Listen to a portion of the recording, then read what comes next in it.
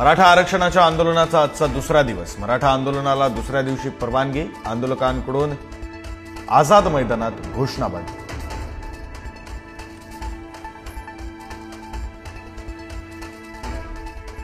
राज्य सरकारकडून अद्याप मनोज जरांगेंशी कुठलाही संपर्क नाही। चर्चेबाबत सरकार दरबारी कुठल्याही हालचाली नाहीत। आज सरकारकडून जरांगेंशी संपर्क केला जाण्याची शक्यता।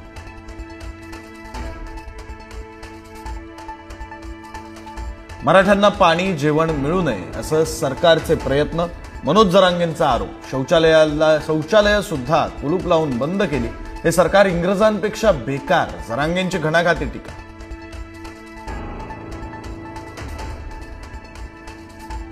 मराठा आंदोलनाबाबत सरकारची भूमिका सहकार्याची। मुख्यमंत्री फडणवीसांचं वक्तव्य। लोकशाही पद्धतीने आंदोलनास विरोध नाही, पण कुणीही आडमुठेपणाने वागू नये।